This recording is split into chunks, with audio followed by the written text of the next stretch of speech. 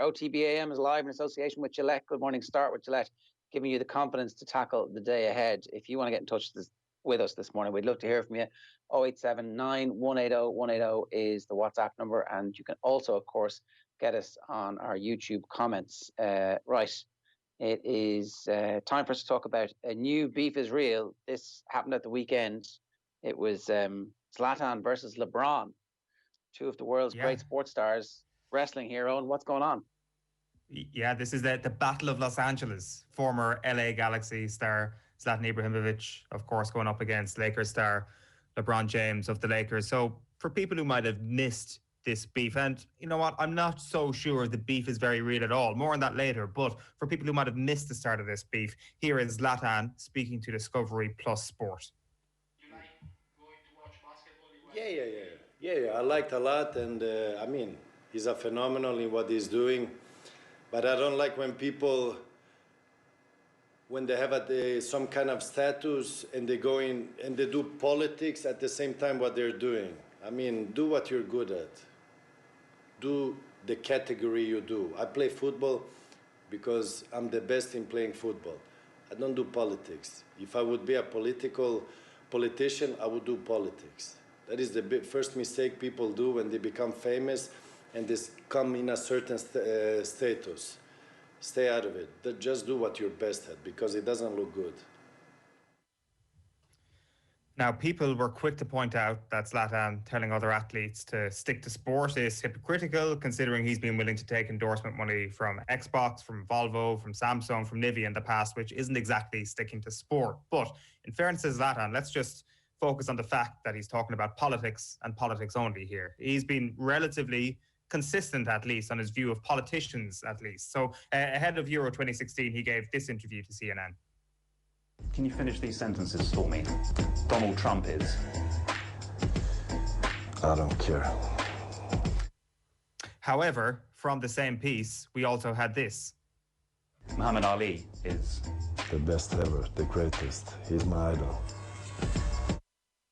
So this is where the first real contradiction lies, and a couple of people have pointed this out over the last few days. Zlatan Ibrahimovic tells LeBron James that sports people shouldn't get involved in politics, yet Muhammad Ali is his idol. There is so much online content of Zlatan waxing lyrical about Ali. This guy truly is his absolute hero. And here's a further taste of it. This is Ibrahimovic on Eurosport a few years back. This is one of my role models, one of my idols in sport and outside the sport also. Muhammad Ali, of course. And for me, this person he was talking, but what he said, he did. I mean, he had a big mouth, but he demonstrated also in the ring, let's say. And he was like, if you want to compare football with box, like Ronaldo, let's say. He stood up for his things, he believed in his things, and he never gave it up. Let's get to LeBron's response now, because this conversation naturally came up in his locker room for a response for the Zlatan's comments. So a reporter put it to LeBron, the comments that Zlatan has made, and here's what LeBron James had to say. You know, I would never shut up about things that's wrong. I preach about my people, and I preach about equality, social injustice, racism, systematic voting, voter suppression, things that go on in our community. Because I was a part of my community at one point and seeing the things that was going on, and I know what's going on still, because I have a group of 300 plus kids at my school that's going through the same thing, and they need a voice. And I'm their voice. I'm their voice, and I use my platform to continue to shed light on everything that may be going on, not only in my community but around this country and around the world. So, if there's no reason, I won't say no reason, but there's no way I will ever just stick to sports, because I understand how this platform and how powerful my voice is. And it's funny he say that, because I believe in 2018, he was the same guy who said when he was back in Sweden, talking about the same things, because his last name wasn't a certain last name, that he felt like it was some racism going on when he was out on the pitch. Right? He did say that, right? Yeah. I thought he said that. So I speak from a very educated mind. I'm kind of the wrong guy to actually go at because I do my homework. Yeah, so LeBron actually had done his homework. Here is the interview that LeBron is referencing. It was with Canal Plus 3 years ago. A Swedish player would do same mistake I do, they would defend him. But when it comes to me, they don't defend me. But it's okay for me because this is what makes me stronger. With all the this is about golden racism. Swedish player. This is about racism. I don't say there is racism, but I say there is undercover racism. This exists, I'm 100% sure. Because I am not Anderson or Svensson. If I would be that, trust me, they would defend me. Even if I would rob a bank, they would defend me. I tell you. But they're not defending me in the way that...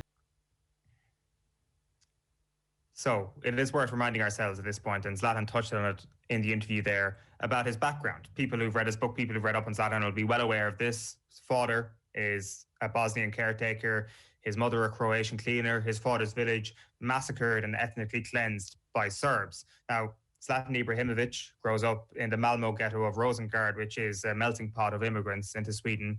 He actually says in his book that he was 20 years of age when he saw his first Swedish film and had no idea who the Swedish heroes and sports stars were. So he wasn't a traditional part or a part of traditional Swedish society. He was very much an outsider. And he touches on it there in the interview we just heard. But the view of him in his home country can often spill from negativity to hate. And you will remember that a few years ago, Ibrahimovic bought a large share in Stockholm club Hammarby.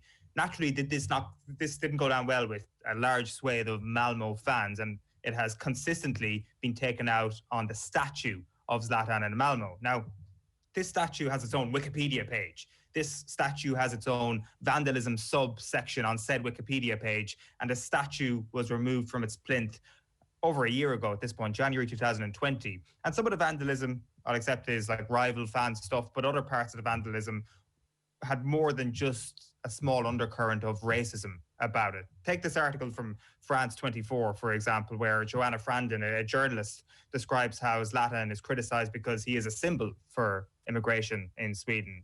That the words gypsy in South Slavic languages and die in Swedish had been written in front of the statue.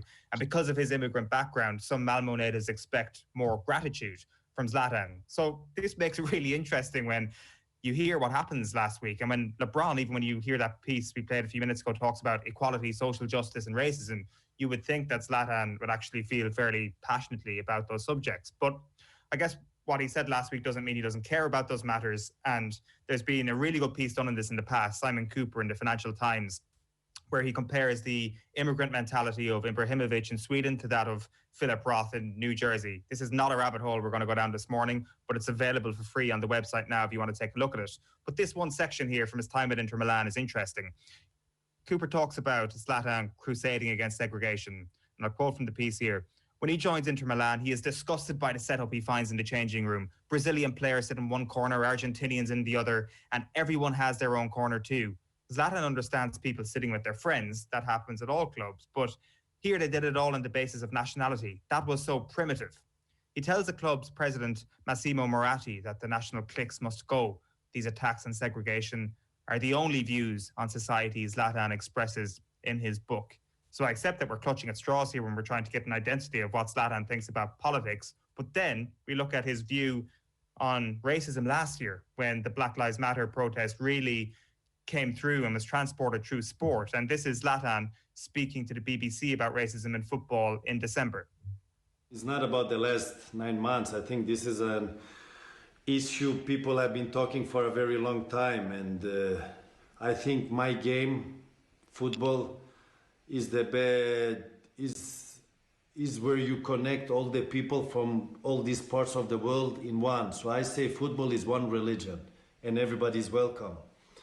And when those things happen, when we talk about racism, I think it's bad educated people that has no clue what it's all about. We are living in 2020 now, and the world looks like it does. So it doesn't matter where you come from, whoever you are, or what color you are. We're all the same in the end. So either you change, you give a real consequence, or you do nothing. So there is nothing no steps between, because that between will not help. There is yes, there is no. So I don't think anything we hear here necessarily paints a picture that Zlatan didn't mean what he said last week. It's just that he has very much experienced racism in a sporting context and has spoken about racism in a sporting context, as we've just heard. It's just weird that he has completely separated this from a political issue, it seems, or just does not see the role of the sports person in this. And I think the point I'm trying to make is that him having a go at LeBron last week is actually just kind of weird. It doesn't seem that they're a million miles away when it comes to their views on certain social issues. Now, he's got varying views on other things, but when it comes to race and certain social issues, they're on the same side, it seems. And maybe Zlatan's beef is actually just with politicians themselves and governments around the world and thinking that sports people should stay out of it. After all, he was center of a storm in 2015 when he was a Paris Saint-Germain player, which was a political storm, as described by The Guardian. He said, "I've never seen good refereeing in this shit country," talking about France. "They don't even deserve PSG in this country," to which Marine Le Pen predictably replied that the Swede could leave the country. So I wish I could sit here, Jerry, and say that the beef between Zlatan and LeBron is very much real. That is the whole point of the slot. But the reality is that the sound bites probably cook the beef a little bit more away from the rarer side than it really is. Like, I hope you have enjoyed this very disappointing sliver of raw meat, because the beef ain't fully real. But hey, it was fun last week while it lasted. Okay, so Zlatan might have been a bit of a numpty last week, going against his own stated views. It certainly seems that way. Zlatan and Numpty, maybe you can't separate them after what we saw last week. Okay, that's that lab cultured beef that you just served us up there, essentially a vegan form of beef that we've just had.